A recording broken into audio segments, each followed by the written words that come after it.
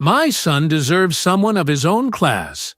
Sign the divorce papers and leave our family alone, Margaret had demanded 6 years ago. Tonight, Margaret's annual charity gala, the elite of society, her son with his new wife on his arm. We've raised $2 million, Margaret announced proudly. Her assistant rushed to the podium. Ma'am, someone just donated $5 million. The room gasped. Who? The spotlight moved to the entrance. Destiny stood in a $100,000 Valentino gown, 3 children beside her. Hello, Margaret. I wanted to support the cause. Margaret's face twisted. But then the children saw their father across the room. Daddy! They ran to him. His new wife stepped back. What is happening right now? The children looked exactly like him. But before we dive into the full story, let me know where you're watching from and what time it is. Now, subscribe to the channel, and let's get started. Can I tell you a secret?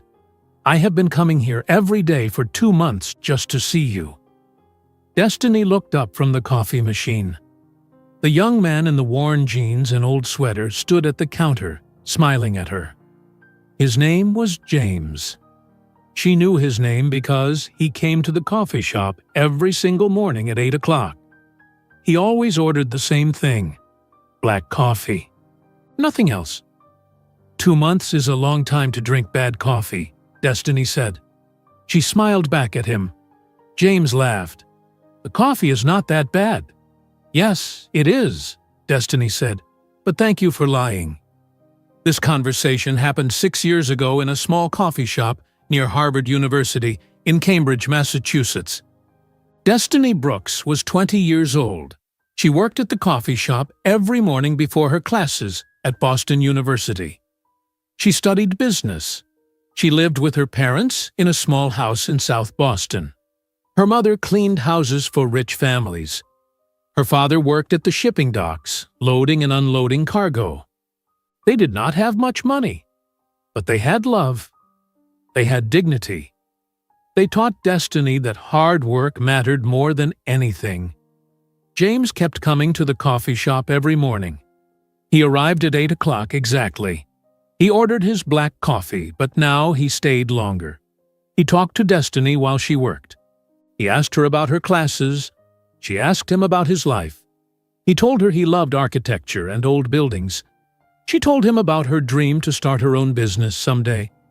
They talked for 10 minutes every morning, then 20 minutes, then 30 minutes. One cold October morning, James waited until Destiny's shift ended. She walked out of the coffee shop at noon wearing her jacket and carrying her backpack. James stood outside on the sidewalk. He looked nervous. "Can I ask you something?" James said. "You just did," Destiny said.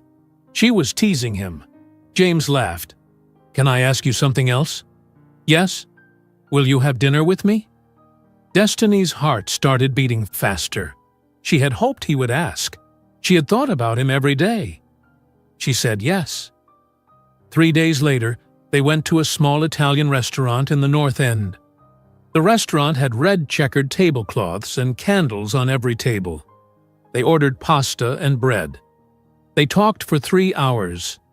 James told Destiny about growing up in Boston. He told her about his love for history. Destiny told James about her parents and their hard work. She told him about wanting to help small businesses succeed. They went on another date the next week, then another date, then another. After 3 months, they were together every day. Destiny fell in love with James. He was kind and smart. He listened when she talked. He made her laugh. He treated her like she mattered. One evening in January, they walked through Boston Common. Snow fell softly around them. The trees were covered in white. The park was quiet and beautiful. James stopped walking. He held both of Destiny's hands. "I need to tell you something," James said. He looked serious. "What is wrong?"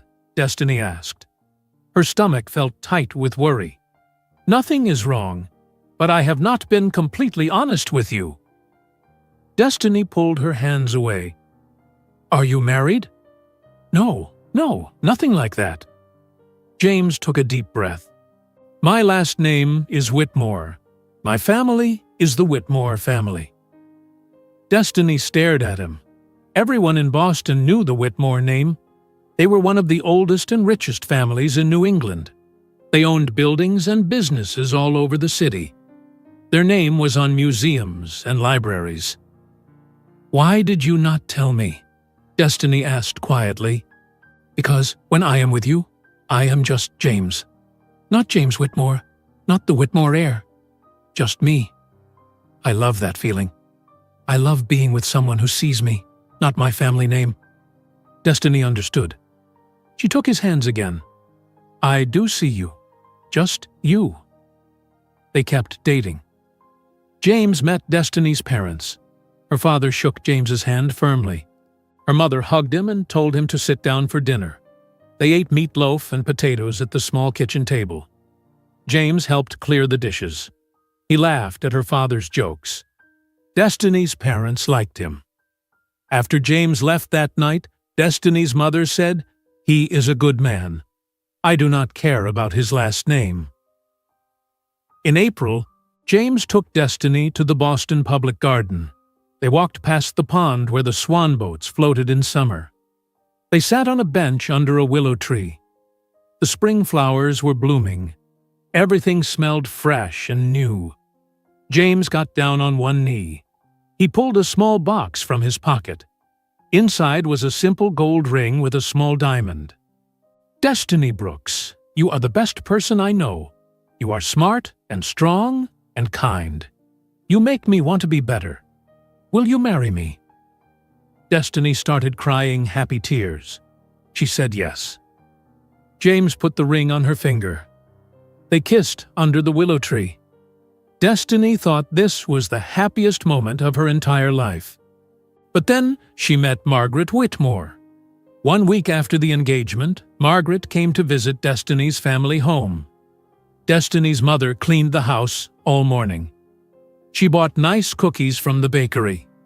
She wanted everything to be perfect. Margaret arrived in a black car with a driver.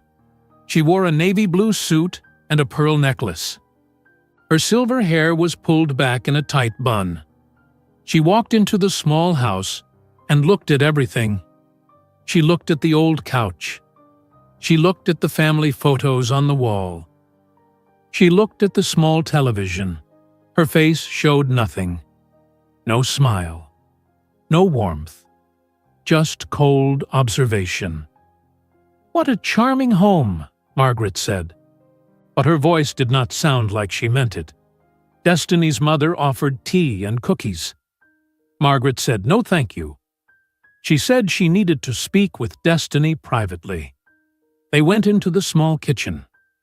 Margaret closed the door. "I will be direct," Margaret said. "You are not right for my son."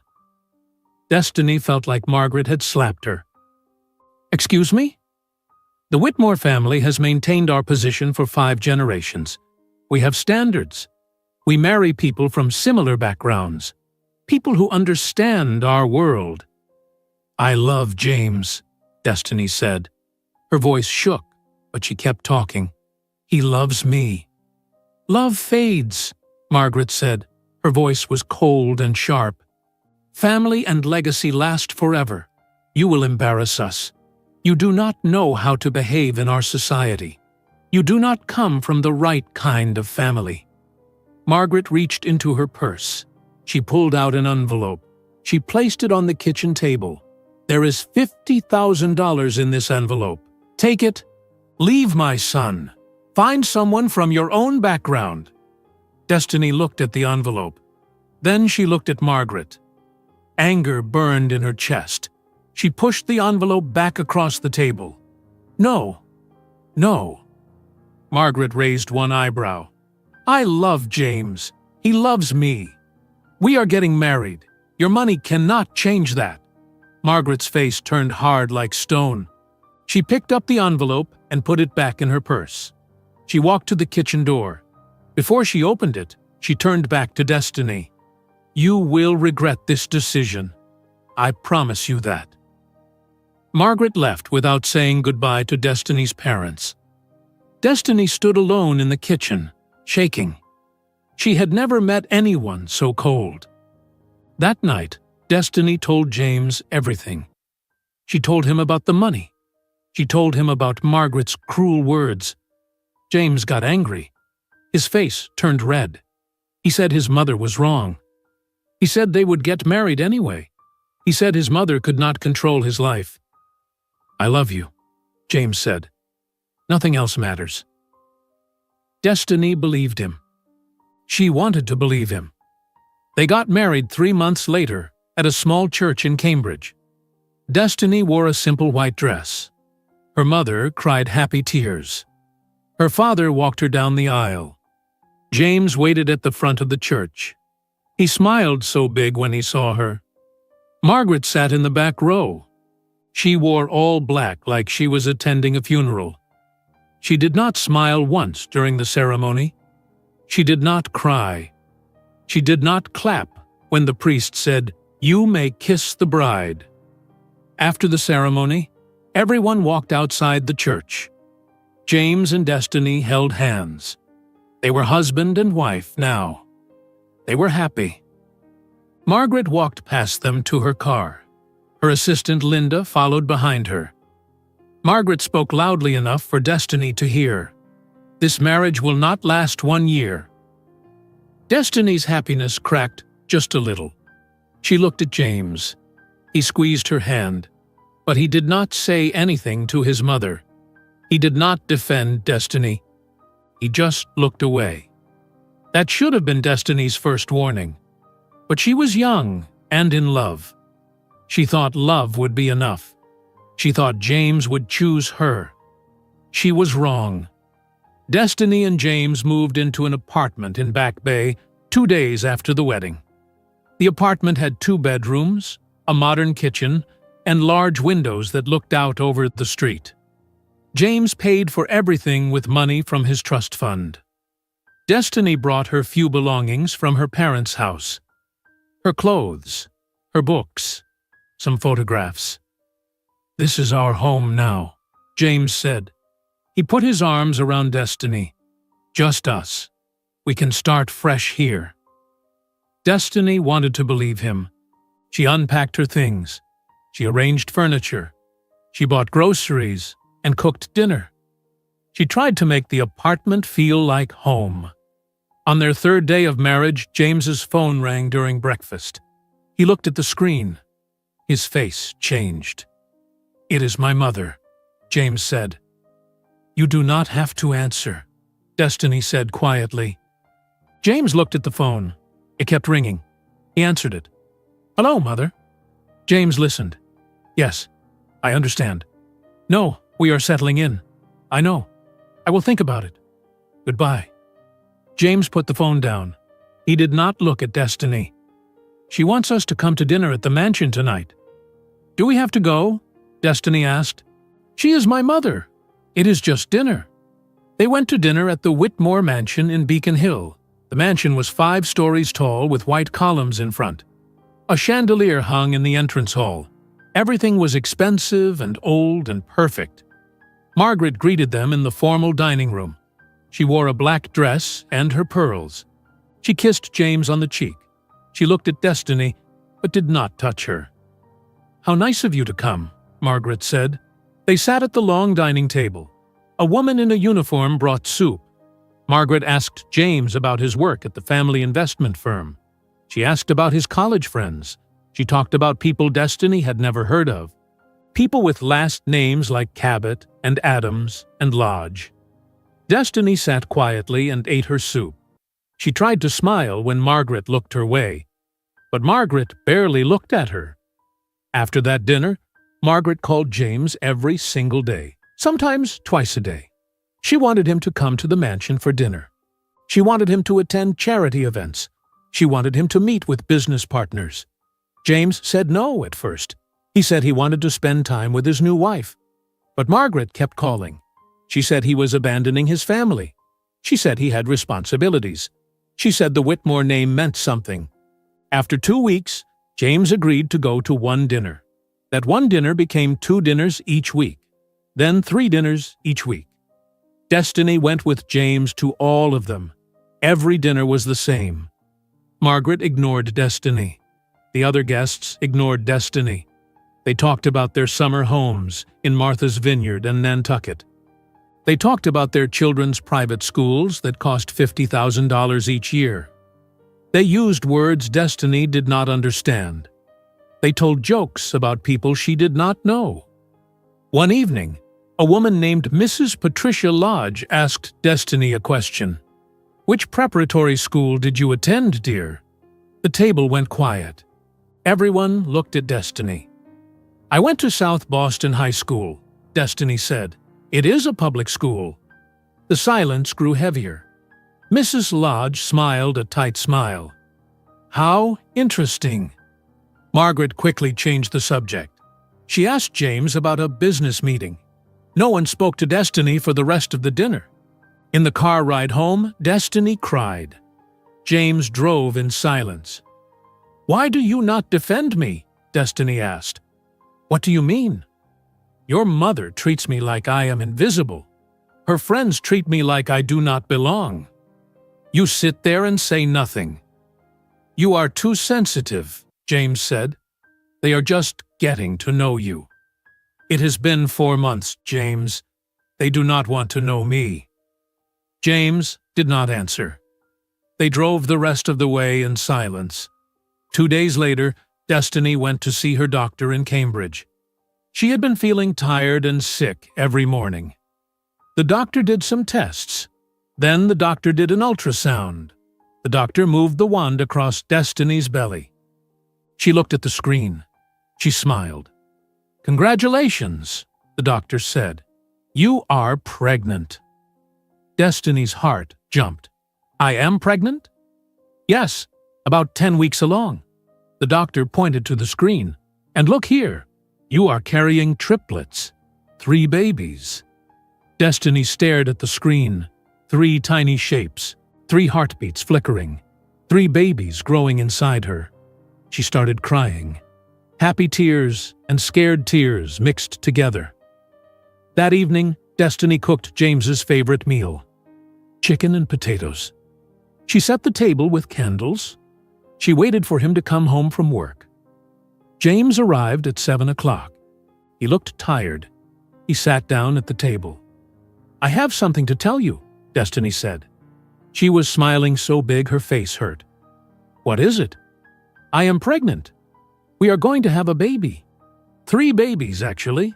Triplets." James's tired face changed completely. His eyes went wide. He stood up so fast, his chair fell backward.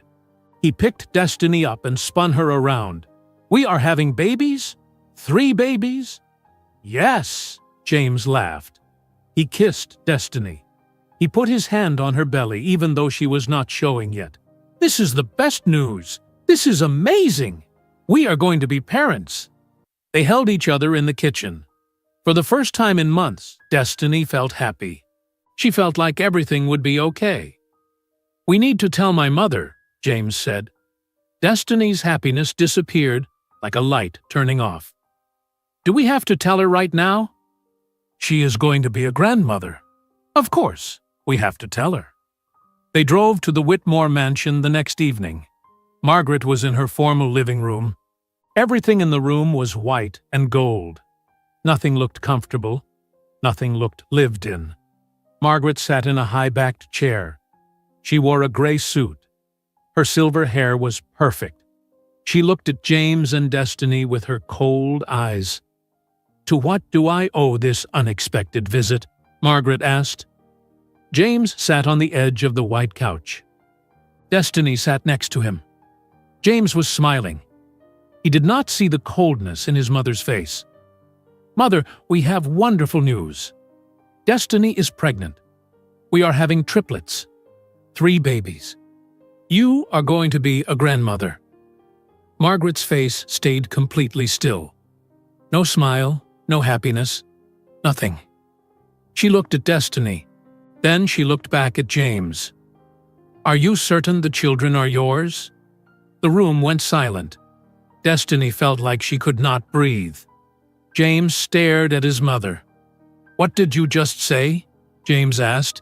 "It is a reasonable question. You have only been married for 4 months. How can you be certain?" Destiny stood up. Tears ran down her face. "How dare you?" "I am simply being practical," Margaret said. Her voice was calm and cold. "You barely knew each other before you married. These things happen." "Mother, that is a horrible thing to say," James said. But his voice was quiet, weak. "I am trying to protect you, James. I am your mother. That is my job." Destiny could not stay in that room. She could not breathe.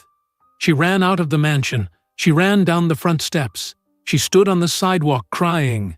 The cold November air bit at her face. James came out 5 minutes later. He walked to Destiny. He tried to put his arms around her. "I am sorry," James said. "She should not have said that." "But you did not tell her she was wrong," Destiny said. "You did not defend me. You apologized to me, but you did not say anything to her." "She is my mother. You do not understand how she is." "I understand perfectly. She hates me. She thinks I trapped you, and you are too weak to stand up to her. That is not fair. Is it not?" Destiny looked at James, really looked at him. She saw a man who wanted to make everyone happy, a man who could not choose, a man who would always disappoint her because he could not be strong. They drove home without speaking. That night, Destiny lay in bed next to James. He fell asleep quickly. He always fell asleep easily. Nothing worried him enough to keep him awake. But Destiny stared at that night. Destiny lay in bed next to James. He fell asleep quickly. He always fell asleep easily. Nothing worried him enough to keep him awake, but Destiny stared at the ceiling for hours. She thought about Margaret's question. She thought about James's weak defense. She thought about the months of being ignored and insulted. She thought about her 3 babies growing inside her. She realized something that made her heart hurt. James would never choose her over his mother. He would apologize to Destiny in private. But he would never defend her in public. He would never stand up to Margaret. He was too comfortable in his life, too dependent on his family money, too scared of being cut off. Destiny put her hand on her belly. She whispered to her babies in the dark, "I will protect you. No matter what happens, I will keep you safe." She did not know yet how much she would have to sacrifice to keep that promise. The next morning, Destiny woke up before James. She went to the bathroom and looked at herself in the mirror. Her belly was starting to show. Just a small curve. In a few more weeks, everyone would see she was pregnant. She got dressed and made breakfast. James came out of the bedroom in his suit. He was going to work at the Whitmore investment firm. Left for work. Destiny sat alone in the quiet apartment. She put her hand on her growing belly. 4 months pregnant now. The morning sickness was finally getting better. But a different kind of sickness lived in her stomach. The sick feeling of knowing your marriage is falling apart. 2 weeks passed. James worked late every night. He came home tired and quiet. He ate dinner without really talking. He fell asleep on the couch. Destiny tried to talk to him about the babies. She tried to talk about names and nurseries and what they would need. But James just nodded and said they would figure it out later. One Tuesday morning, James's phone rang while he was getting dressed for work. He looked at the screen. "It is Mother," he said. Destiny said nothing. She was learning that silence was easier than fighting. James answered, "Hello, Mother. Yes. Today? I have meetings. I suppose I could move them. Noon. Yes, I will be there. He hung up and looked at Destiny. She wants to have lunch with me today. Just you? Destiny asked. Yes, just me. Something in James's voice made Destiny's stomach hurt. He sounded scared. What does she want? I do not know. She just said we need to talk about something important. James left for work. Destiny tried to distract herself. She cleaned the apartment. She read a book. She looked at baby clothes online. But she could not stop thinking about that lunch. She could not stop thinking about Margaret's cold voice. She could not stop worrying. James came home at 7 o'clock that evening. He walked into the apartment and sat on the couch. He did not take off his coat. He did not say hello. He just sat there, staring at nothing. Destiny sat next to him. What happened? James put his head in his hands. She gave me an ultimatum. What kind of ultimatum? She said I have to choose. You or the family. Destiny's heart started beating fast. What does that mean? James finally looked at her. His eyes were red. She said if I stay married to you, she will remove me from the family business. She will cut off my trust fund. She will make sure no one in Boston will hire me. She will destroy my career. She cannot do that. She can. She controls everything. The business, the money, the connections. Everything I have comes from her. Destiny grabbed James's hand. We do not need her money. We can build our own life. I will finish school. I will get a job. We will figure it out together. Doing what? James's voice rose. I have only ever worked for my family. I do not know how to do anything else. I have no skills outside of that world. You can learn. We will both learn. James pulled his hand away. He stood up and walked to the window. He looked out at the street below. You do not understand. I have never had to worry about money. I have never had to think about how to pay rent or buy food. Everything was always just there. Then maybe it is time you learned, Destiny said. She stood up too. Her voice was shaking, but she kept talking. Maybe it is time you stood on your own, without your mother controlling everything. It is not that simple. It is exactly that simple, James. You either choose our marriage and our babies, or you choose your mother and her money. There is no middle ground anymore. James turned around. He looked at Destiny. I need time to think. Time to think about what? About whether your wife and children are worth more than money? That is not fair. Nothing about this is fair. Destiny was crying now. Your mother has treated me terribly since the day we met. She insults me. She ignores me. She questions if my babies are even yours. And you just let her. You apologize to me in private, but you never defend me to her face. Never. I do defend you. No, you do not. You stay silent. You hope it will all just work itself out. But it will not work out, James. Your mother will not stop until I am gone. James said nothing. He walked to the bedroom and closed the door. For 2 weeks, James barely spoke to Destiny. He left early for work. He came home late.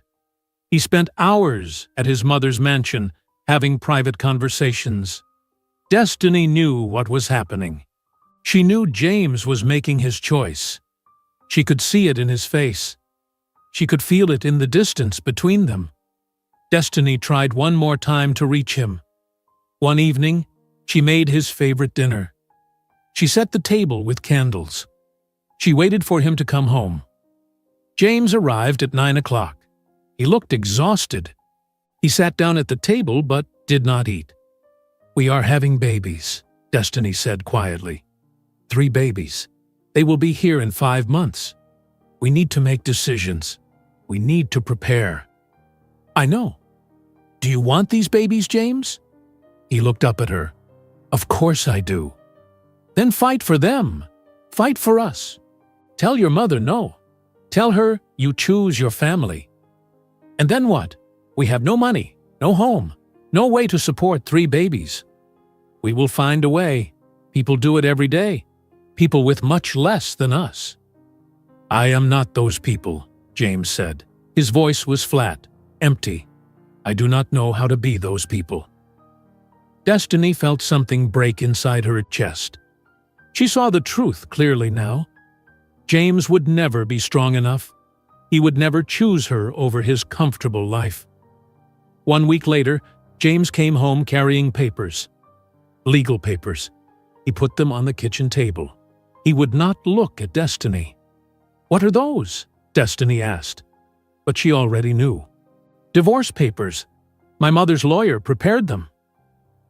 Destiny walked to the table. She picked up the papers. Her hands shook. She read through them. The papers said the marriage would end. They said there would be no alimony, no financial support, nothing. James would keep everything. Destiny would leave with nothing. You are really doing this, Destiny said. It was not a question. I do not know what else to do. James was crying. I love you, but I cannot lose everything. I do not know how to survive without my family's money. I am sorry. I am so sorry. You are a coward. I know. You are abandoning me and our babies. What? James looked confused. What babies? Destiny stopped. She looked at James's face. He had forgotten. In his fear and selfishness, he had actually forgotten she was pregnant. She was 5 months pregnant with his children, and he had forgotten. In that moment, Destiny made her decision. She would not tell him. She would not remind him about the babies. If he could forget she was carrying his children, he did not deserve to know them. If she told him now, Margaret would find out. Margaret would try to take the babies away. Margaret would fight for custody. She would use all her money and power to take Destiny's children and raise them as Whitmores. Destiny could not let that happen. Nothing, Destiny said. She kept her voice calm. I said you are abandoning me and our plans for babies someday. James looked relieved. He believed her. He wanted to believe her because the truth was too complicated. Destiny sat down at the table. She picked up a pen. She read through the divorce papers one more time. She was giving up everything.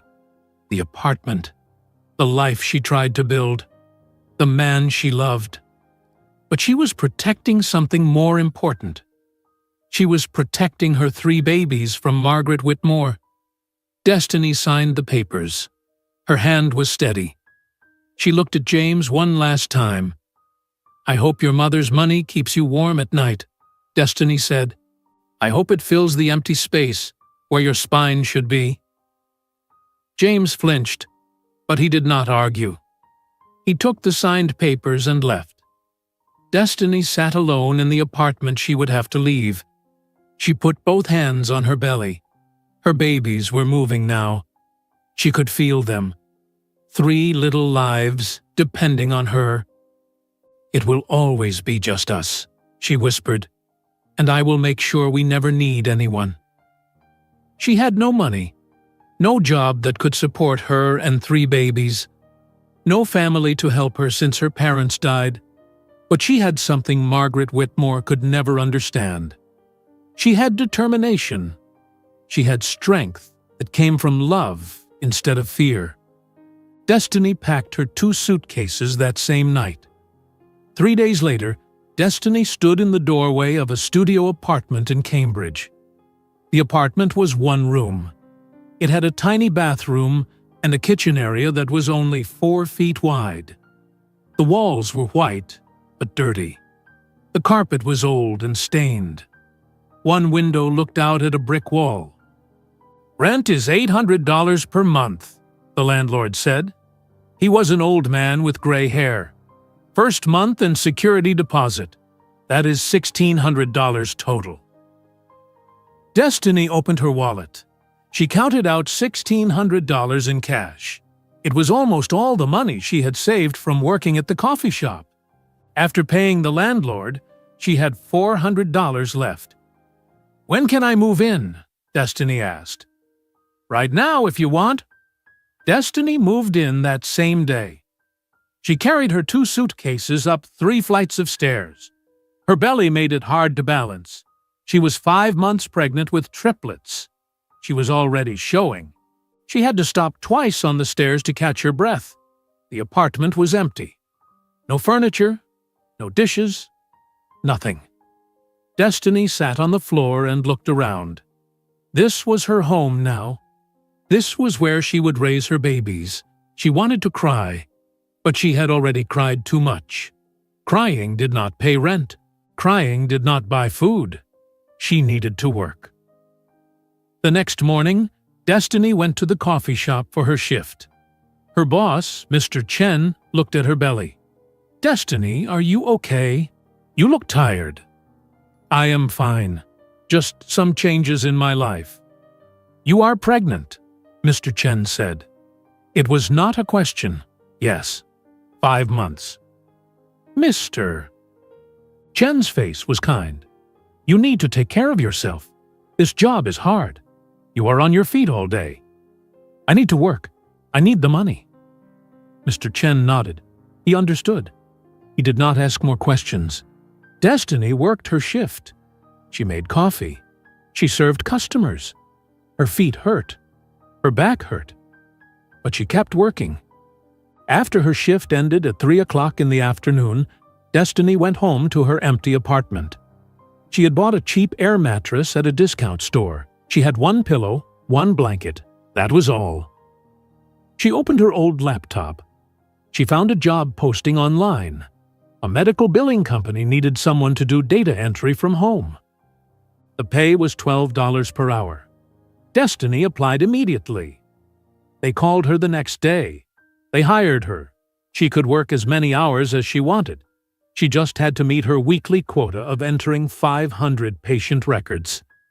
Destiny started working on the data entry every evening. She sat on the floor with her laptop on a cardboard box. She typed numbers and codes until her eyes hurt. She usually worked until midnight.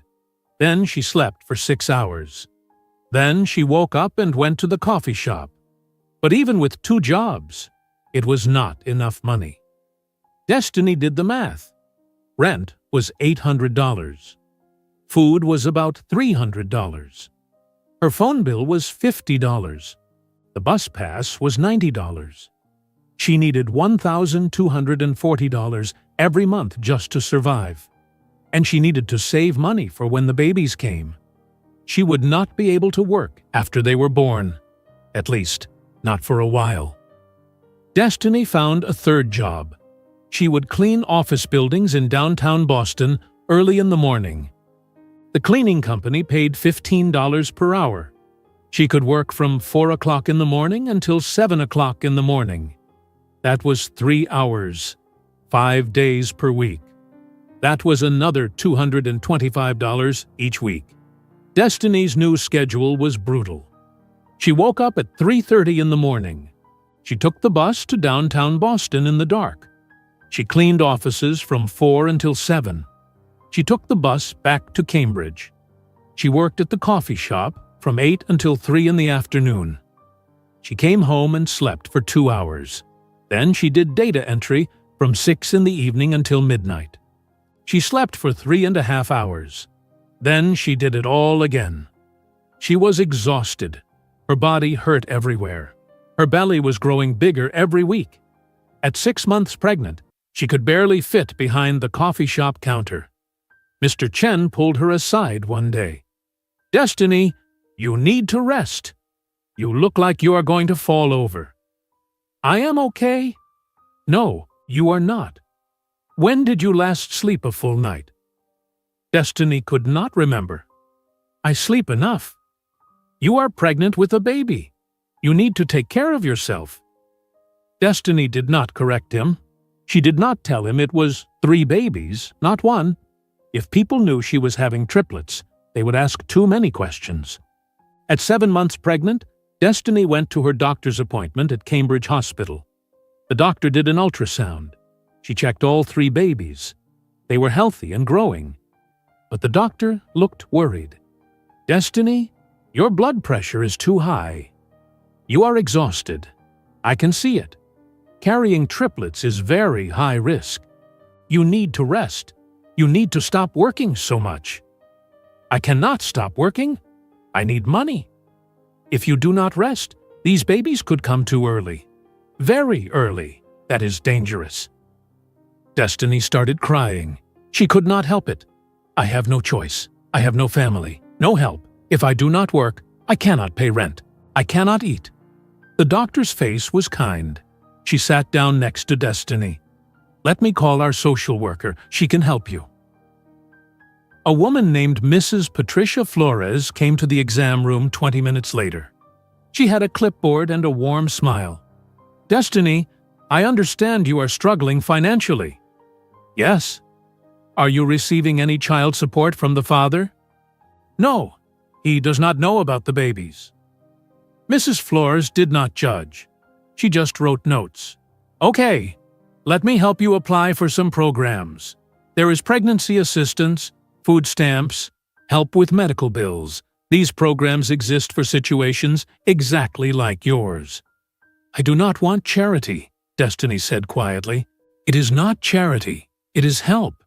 You paid taxes when you worked, right? These programs are paid for by taxes. You are entitled to use them when you need them." Mrs. Flores helped Destiny fill out forms. So many forms. They applied for WIC, which would give Destiny food vouchers for healthy food. They applied for SNAP benefits for food stamps. They applied for emergency assistance to help with rent. "It will take a few weeks to process," Mrs. Flores said, "but this will help. You will get about $400 per month in food assistance, and the emergency assistance can help with 1 month of rent." Destiny felt ashamed asking for help. Her parents had always worked hard. They never asked for handouts. But her parents were dead, killed in a car accident 2 years ago. She had no one to turn to. "Thank you," Destiny whispered. 3 weeks later, Destiny received an EBT card in the mail. It had $200 loaded on it. She took the bus to the discount grocery store. She bought rice and beans and pasta. She bought peanut butter and bread. She bought apples and bananas. She bought milk. She made every dollar count. At night, when she was too tired to do data entry, Destiny read library books about computer programming. She had an idea for a business, a software program that would help small businesses manage their appointments and billing. She had thought about it for months. She taught herself basic coding using free websites. She worked through tutorials on her old laptop. It was slow going. She was exhausted. Her brain was foggy from lack of sleep. But she kept trying. She wrote her ideas in a notebook. She drew diagrams of how the software would work. She made lists of features small businesses would need. She researched other scheduling software and saw what was missing. Late one night, sitting on her air mattress with her laptop, Destiny wrote the first few lines of code for her program. It was just a basic framework, nothing functional yet. But it was a start. She put her hand on her enormous belly. All 3 babies were moving. She could feel their kicks and rolls. It was uncomfortable but also amazing. 3 human beings growing inside her. "I am building something for you," she whispered to her babies.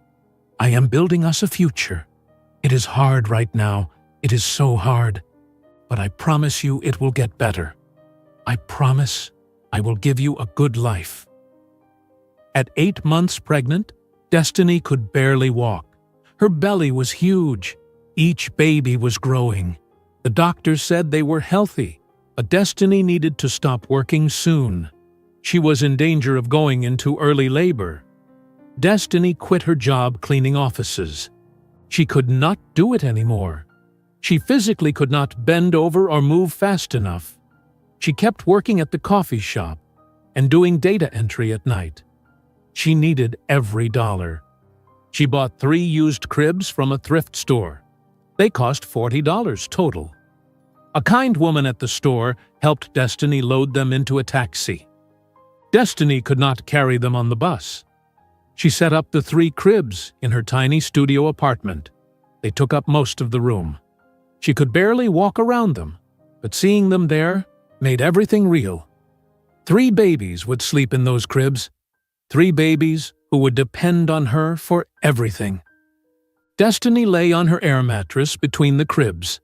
She was too pregnant to sleep well. The babies kicked constantly. Her back hurt. Her feet were swollen. But even in her exhaustion, she opened her laptop and worked on her software code, line by line, function by function. She was building something. She was creating a way out of poverty. She fell asleep with the laptop still open, dreaming of a future where she never had to choose between paying rent and eating. 2 weeks later, Destiny was cleaning an office building at 5 o'clock in the morning. She had quit this job, but they called her back for one emergency shift. They offered her double pay. She needed the money. She was 8 months pregnant, but she said yes. She was emptying a trash can when the pain hit, sharp and sudden in her lower back. She dropped the trash bag. She held onto the desk. The pain came again, harder this time. Destiny looked at her watch. 5:12 in the morning. Another pain. She looked at her watch again. 5:17. The contractions were 5 minutes apart. She was in labor. Destiny called 911. "I need an ambulance. I am pregnant with triplets and I am having contractions." "Where are you, ma'am?" Destiny gave them the address. "Please, hurry." She sat down on the office floor. She tried to breathe. The contractions were getting stronger. She was alone in the empty building. No one to hold her hand. No one to tell her it would be okay. The ambulance arrived 12 minutes later. 2 paramedics came up to the office, a young woman and an older man. "How far apart are the contractions?" the woman asked. 3 minutes now." "Okay. We are going to get you to the hospital.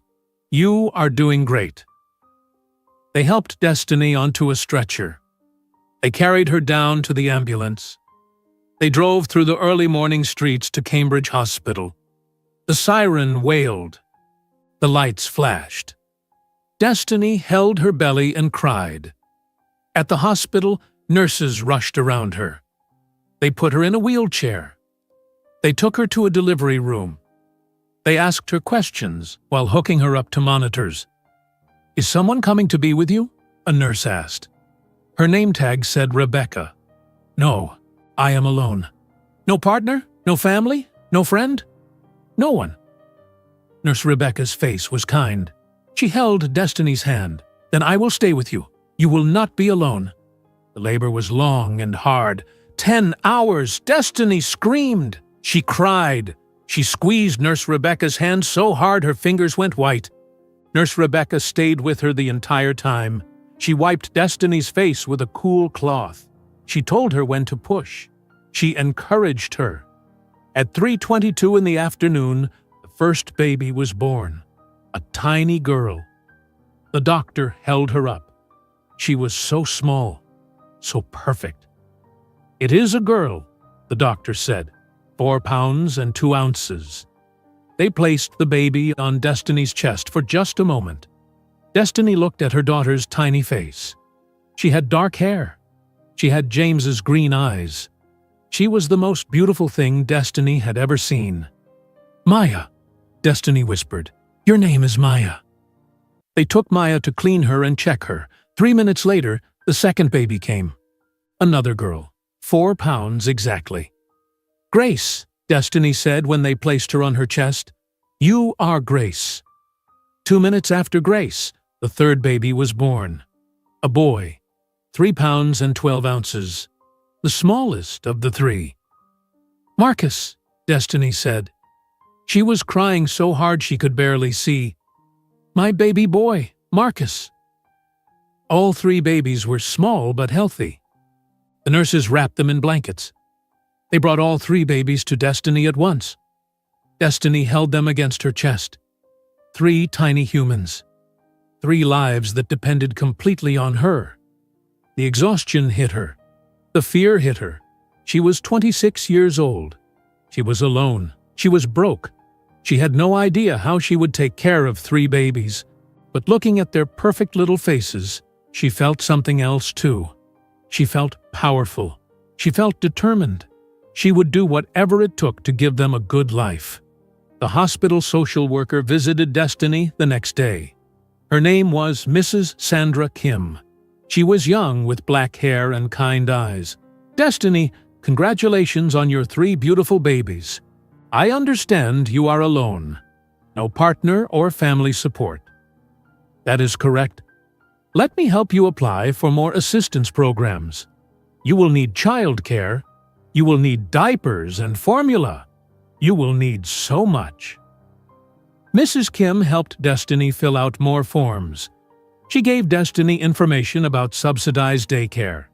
She gave her a list of free parenting classes. She gave her vouchers for the baby supply bank, where she could get free diapers and formula. "You are not alone," Mrs. Kim said. "There are resources. People want to help." Destiny stayed in the hospital for 5 days. The babies needed to gain a little more weight before they could go home. Destiny used that time to rest. She slept. She ate the hospital food. She learned how to breastfeed 3 babies. It was exhausting, but the nurses helped her. On the 5th day, they released Destiny and her babies. A nurse helped Destiny carry 3 car seats down to a taxi. Destiny could not afford a car. She took a taxi home to her tiny studio apartment. The taxi driver looked in his rearview mirror at the 3 babies. "You have your hands full." "Yes," Destiny said, "I do." The first month was the hardest time of Destiny's life. The babies cried constantly. They were on different schedules. When one slept, another woke up. Destiny never slept more than 2 hours at a time. She fed them every 2 hours. She changed diapers all day and all night. She did laundry constantly. Her tiny apartment smelled like baby formula and dirty diapers.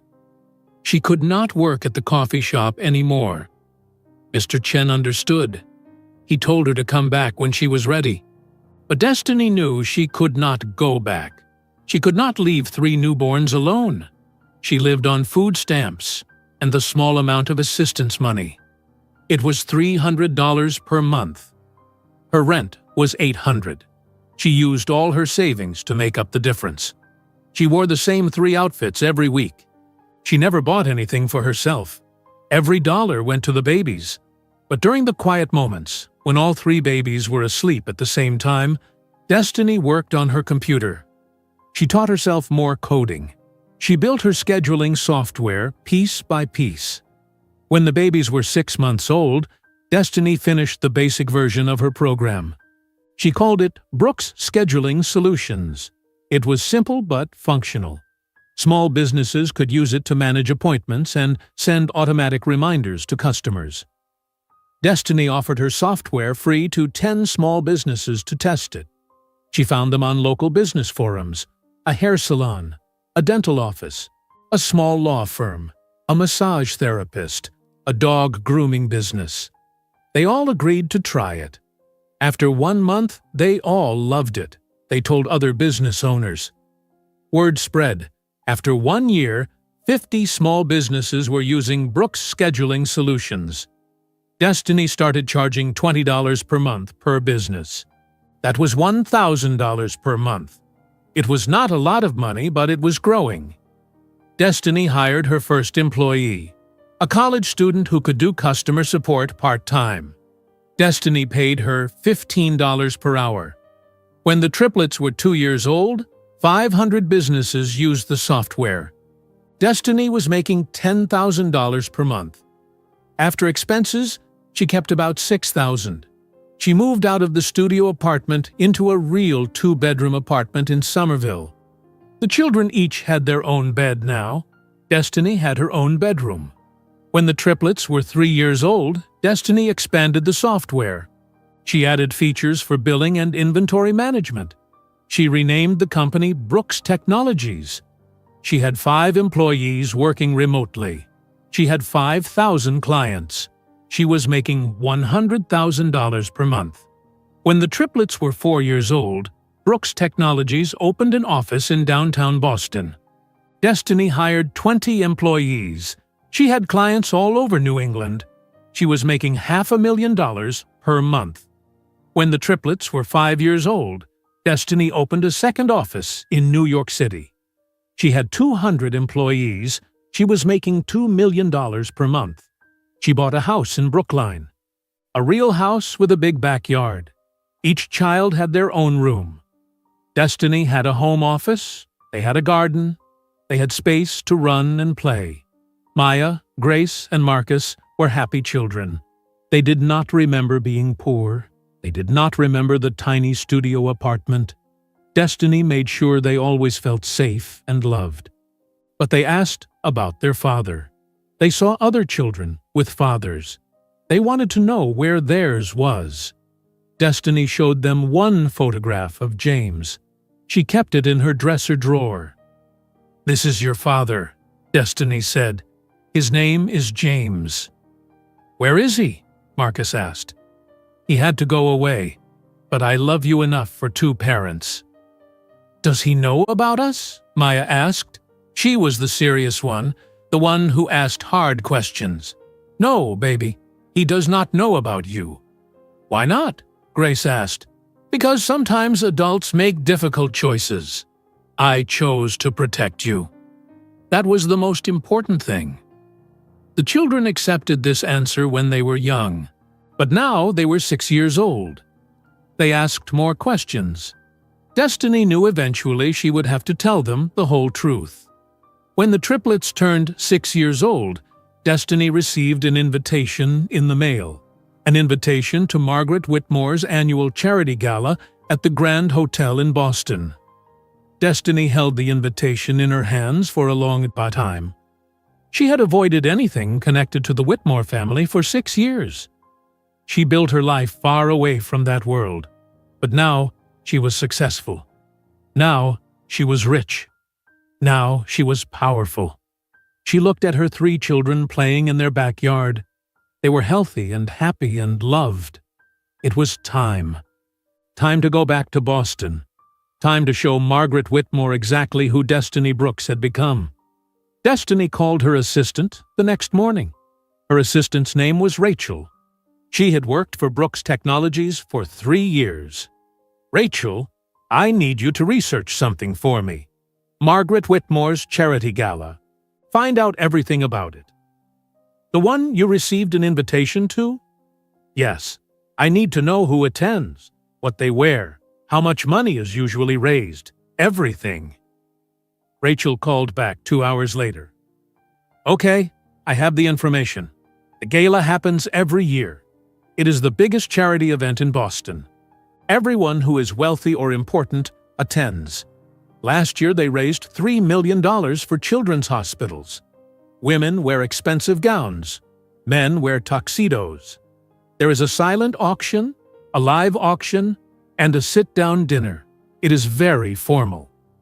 "Does Margaret Whitmore know that Destiny Brooks is James Whitmore's ex-wife?" Rachel was quiet for a moment. "I do not think so. I searched online. There is no connection between your name and the Whitmore family anywhere. You never used his last name. And Brooks Technologies did not exist when you were married to him." "Good. Thank you, Rachel."